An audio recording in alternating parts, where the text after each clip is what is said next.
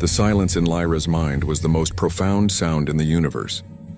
It was a void, a canvas upon which the colors of the world painted themselves in lieu of noise. Right now, the canvas was a sickening, bruised purple of humiliation. The boy from the star yacht, Kalen, with his opalescent skin and condescending smile, was speaking. His lips, shimmering with iridescent gloss, moved in slow, exaggerated shapes. Lyra didn't need to hear him to understand. His meaning was etched in the pitying tilt of his head, the way his long, elegant fingers flickered dismissively towards her, and the shared, silent laughter of his friends watching. From their table, across the Biodome restaurant, "It's just difficult," his lips formed. "How can one connect without a voice to share? Without the music of the soul?" He placed a small, crystalline token on the table, the universal sign for "I cover the bill," a gesture of ultimate polite rejection. He stood, gave a shallow, meaningless bow, and walked away, leaving her alone beneath the swirling nebulae of the artificial sky. Lyra's heart, a fragile, luminous thing behind her ribs, didn't just break. It shattered, each piece scattering into the void of her silence. She looked down at her hands, pale and slender, resting on the table. They were trembling. She curled them into fists, her short, pearlescent nails digging into her palms. This was her first date, and it was a catastrophe. She never saw the human man a few tables over, the one with kind, tired eyes, who had been watching the entire exchange with a deepening frown. She didn't see him lean over and whisper something to his young daughter, whose eyes widened with indignation on Lyra's behalf. All Lyra knew was the crushing weight of being an outsider, a silent girl in a galaxy that worshipped song. Lyra lived in the Astreus Biodome, a colossal, self-contained city carved into the crust of a dead moon. Xylos, it was a trading hub, a melting pot of species from across the Orion Arm. Here, the air hummed with 1,000 different frequencies, a symphony Lyra could never hear. Her world was one of vibrations, the low, resonant thrum of the gravity generators deep below, the subtle tremor of maglev trains zipping through transparent tubes that crisscrossed the vaulted ceilings, the faint buzz of the energy shields that held the vacuum of space at bay. She was a selenite, a species known for their ethereal beauty and their primary form of communication, complex harmonic song. Their voices could produce multi-layered tones that conveyed not just words, but emotion, imagery, and history. To be a selenite who was deaf, born without the ability to perceive or produce the song, was to be a ghost in your own culture, a blank space, a broken instrument. Her apartment was a small, quiet sanctuary on the residential tier, overlooking the bustling starport. Bioluminescent fungi, which she cultivated with meticulous care, provided a soft, shifting glow, their light patterns her substitute for music. On the walls were her paintings, not of scenes but of sounds, swirling, violent reds and blacks for the roar of a starship engine she could only feel, delicate, intertwining silver and blue lines for the supposed whisper of solar winds. They were her translations, her desperate attempts to map the audible universe onto a visual plane. Her personal struggle was a constant aching loneliness. Her parents, brilliant xenobotanists, had been lost in a deep space anomaly years ago. They had loved her fiercely, communicating with her through a fluid, graceful sign language they'd developed, but they were gone. The selenite community, while not unkind, didn't know what to do with her. They communicated with her through text pads or slow, simple signs, their eyes always holding a trace of sorrow, as if her condition was a tragedy that had befallen them. The first hint of conflict, the mystery that tinged her life, was the memory of her parents' disappearance. Official reports cited a gravitational shear event, but her father, in his last message to her, had seemed excited, not fearful. "We're on the verge of something beautiful, Lyra," he had signed, his hands moving with uncharacteristic urgency, "a discovery that will change everything for you, for all of us." The echoing chorus is not a myth. The echoing chorus, a selenite legend, a fabled place in the cosmos where the very fabric of reality resonated with the first song, the source of all their music. A fairy tale. She had dismissed it as the ramblings of a hopeful father, but sometimes in the deep of the night she would wonder. Tonight, however, that mystery was a distant star. The only reality was the sting of Kalen's rejection. She had used a significant portion of her savings to buy a dress, woven from phase silk, which shifted color with her mood. It was currently a dull, mortified gray, She had dared to hope. She had dared to believe that someone might see past the silence to the swirling galaxy of colors and feelings inside her. As she stood to leave the restaurant, the beautiful, singing patrons around her seeming to blur into a tapestry of alien normalcy she could never be part of. She missed the sight of the human girl, no more than 8 years old, slipping away from her father's table and marching with purpose towards Kalen's retreating back. Maya was a pocket-sized force of nature, with a head of unruly brown curls and eyes the color of Terra's forgotten oceans. She possessed a moral compass that was absolute and unyielding. She saw a wrong and she aimed to fix it. Her father, Leo, watched her go with a mixture of pride and weary apprehension. He was a man in his late 30s, his face etched with the gentle lines of a life that had offered both profound joy and deep loss. His hands, currently wrapped around a warm mug of synthetic coffee, were the hands of an engineer, capable, scarred, and calloused. He saw his wife, Ilara, in Maya's fierce stride. Ilara, a xenoarchaeologist, had been on a survey mission on a volatile world when a crustal displacement had taken her and her entire team. The official word was no survivors. That was 3 years ago. Leo's grief was a quiet, constant companion, a heavy coat he wore every day. He'd left his job as a terraforming engineer on Mars and brought Maya to Astraeus, seeking a new start, a place without memories in every corner. He now worked maintaining the biodome's ancient and temperamental atmospheric processors. It was honest work. It paid the rent. It kept him too busy to drown. He had watched the date unfold with a growing paternal ache. The Selenite girl, Lyra, he'd overheard her name, was painfully young and vulnerable. He saw the hope in her large amethyst eyes, the way her whole body seemed to lean into the conversation at first, and then the gradual heartbreaking deflation. He saw the arrogant flick of the boy's wrist, the dismissal. It reminded him of the cool, professional condolences from the corporate suits after Ilara's accident. A brush-off. A closure that wasn't closure. Maya intercepted Kalen just as he was about to rejoin his friends. Leo was too far to hear, but he saw his daughter plant her feet, hands on her hips, her small face tilted up in defiance. He saw Kalen look down, initially amused, then startled, then chastised. Maya's finger jabbed the air for emphasis. After a moment, Kalen's shoulders slumped slightly, and he glanced back towards Lyra's empty table with a flicker of what might have been shame before quickly turning away. Maya marched back, a satisfied look on her face. She slid into her seat and took a large bite of her nutrient pop. "What was that about, sweetie?" Leo asked, his voice a soft, rumbling vibration. "I told him he was what was the word Mom used? A jerk face," Maya said around the pop.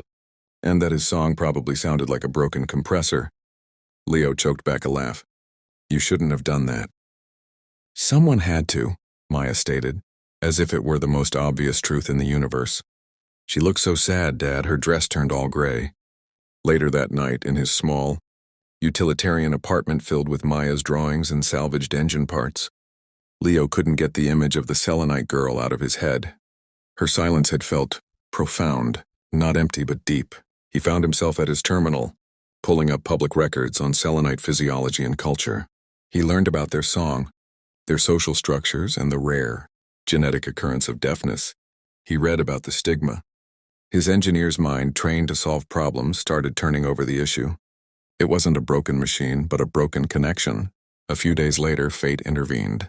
Leo was on a maintenance walkway high above the arboretum level, checking a faulty valve on a nutrient feed line, when he saw her. Lyra. She was sitting on a bench below, a large canvas propped beside her, her hands flying across it, applying paints with a frantic, almost desperate energy. The painting was a torrent of chaotic, dark colors, jagged blacks, deep blues, and angry splashes of crimson. It was a scream in visual form. As he watched, a group of young Selenites walked by, their throat pouches vibrating with a melody Leo could just barely hear. They glanced at Lyra, then at each other, and their song took on a discordant, teasing edge. One of them made a crude, flapping gesture with his hand near his ear, the universal, cruel sign for death. Lyra didn't see them, but Leo did. A hot bolt of anger shot through him. He finished his work, his mind made up. He had an idea. It was foolish, probably pointless, but he had to try. He found her the next day at the same spot. She was painting again, this time something softer, a swirl of greens and golds. He approached slowly, making sure he was in her line of sight. She looked up, her amethyst eyes wide with surprise and a touch of wariness. He'd seen that look before, on stray animals and on people who were used to being hurt. He smiled, what he hoped was a gentle, non-threatening smile. He then raised his hands. He had spent the last 2 nights studying the basic Selenite Sign Language SSL from public archives. His movements were clumsy, slow, and undoubtedly full of errors. "Hello, my name is Leo," he signed, each gesture deliberate. "My daughter, Maya, she thinks your date was a jerkface." Lyra stared. For a long second there was no reaction. Then a sound escaped her, a dry, rasping puff of air that was the Selenite equivalent of a stunned laugh. Her hands flew to her mouth. Her eyes, which had been so guarded, crinkled at the corners. She looked at him, this rough-looking human man with kind eyes, butchering her language to deliver the most absurd message of solidarity. Her hands moved in a graceful, fluid response. "You sign terribly." Leo's grin widened. "I know. Thank you." She signed next, the meaning clear even if the gesture was new to him. The color of her simple tunic shifted from a neutral beige to a soft, warm rose. He pointed to the painting, then to his ear, and then made a questioning gesture. "What does it sound like?" She understood. She pointed to a nearby waterfall, then made a fluttering motion with her fingers, and then pointed to the green and gold swirls on her canvas. This was the beginning. Leo started meeting Lyra in the Arboretum regularly. He brought a data slate to help with communication. Maya often joined them, a whirlwind of energy who didn't care about Lyra's silence. She would chatter incessantly, and Lyra would read her lips or Leo would translate the more complex ideas. Maya taught Lyra how to play a clapping game, slapping her small hands against Lyra's with a rhythm. Lyra could feel through her palms. The vibration made her smile. Leo learned that her silence was not a vacuum. She showed him her sound paintings. She taught him that the low hum of the dome's life support felt like a deep, steady indigo. The rustle of the crystalline leaves in the arboretum was a shimmering silver. The vibration of Maya's laughter was the color of sunlight. One afternoon, as Leo was struggling to sign a story about Maya's first day at school, Lyra suddenly grew very still. She reached out and gently placed her fingertips against his throat. Leo froze. Her touch was cool and soft. She focused intently, her eyes distant. He realized she was feeling the vibrations of his vocal cords. After a moment, she took her data slate and wrote, "Your voice. It feels like warm bronze. I like it."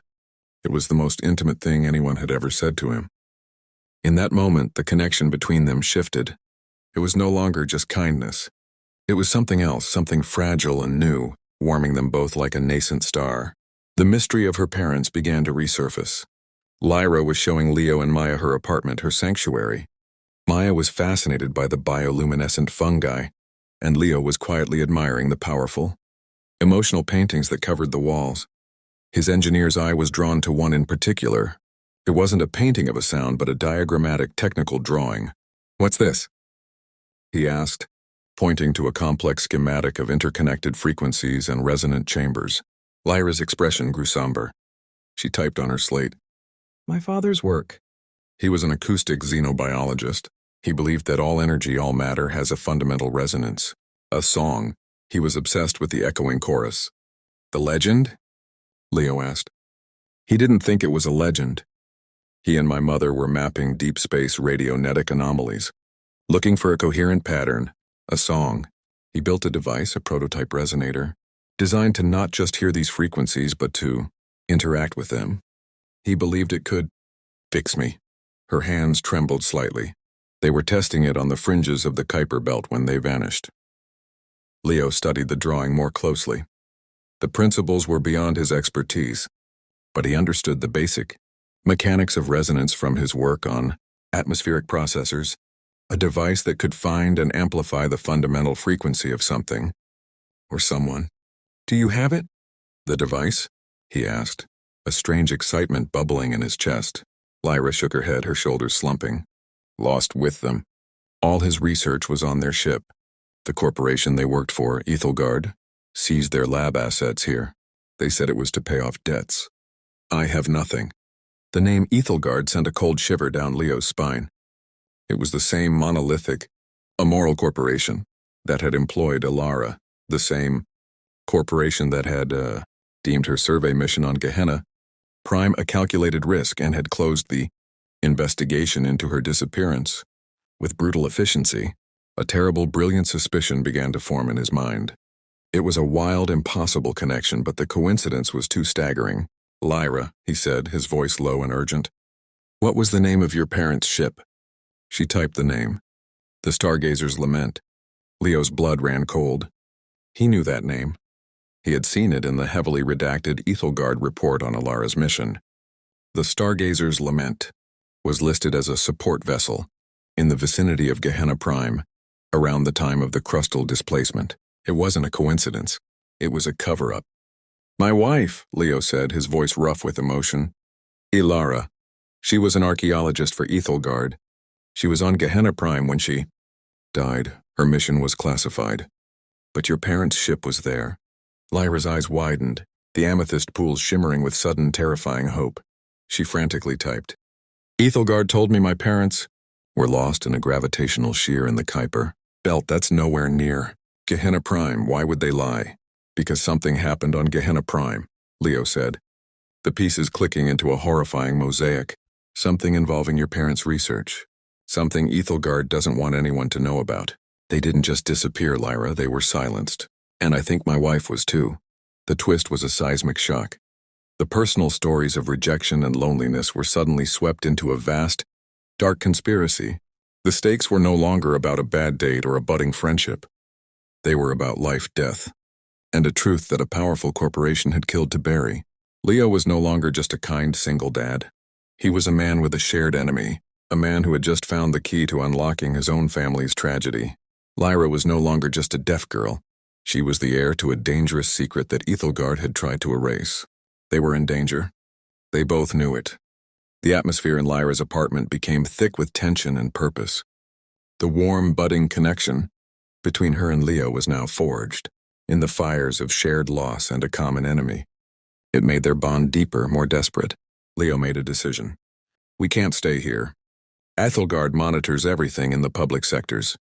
My old maintenance pass gives me access to the lower utility decks, the forgotten parts of the dome. We'll be safer there." He led them down deep into the bowels of Astraeus. The world changed from polished biodome to gritty industrial underbelly. The air grew cool and smelled of ozone and rust. Conduits and pipes snaked along grimy walls dripping with condensation. The light was a dim yellow flicker. This was Leo's world, a world of function over form. He brought them to a disused maintenance bay he used as a private workshop. It was cluttered with salvaged machinery, half-finished projects, and a small makeshift living area. It was here, surrounded by the ghosts of broken machines, that they built their sanctuary and their plan. Their days took on a new rhythm. Leo would go to his official job, his mind racing. After his shift, he would return to the bay and they would work. Lyra, using her eidetic memory, began to recreate her father's research from scratch, drawing schematics and equations on every available surface. Leo, with his practical engineering genius, started building. The device was Lyra's father's dream, a neuro-resonance interface. It wasn't a hearing aid. It was a translator. It was designed to read the unique, neuroelectrical patterns of Lyra's brain, the colors she saw when she felt vibrations, and convert external resonant frequencies into that same visual language, projecting it directly into her mind's eye. It would allow her to see sound as she always had, but consciously, controllably. It would give her a bridge to the audible universe. The work was painstaking. They faced failure after failure. One night, after a power surge fried a delicate circuit matrix they had spent days building, Lyra slammed her hands down on the workbench in frustration. The silent sob that racked her body was more heartbreaking than any sound. Leo didn't try to sign. He simply walked over and wrapped his arms around her. She was stiff at first, then collapsed against him, her face buried in his shoulder, her body trembling. He held her, his own eyes closed, feeling her pain, Ilara's pain, Maya's potential loss, all mingling together.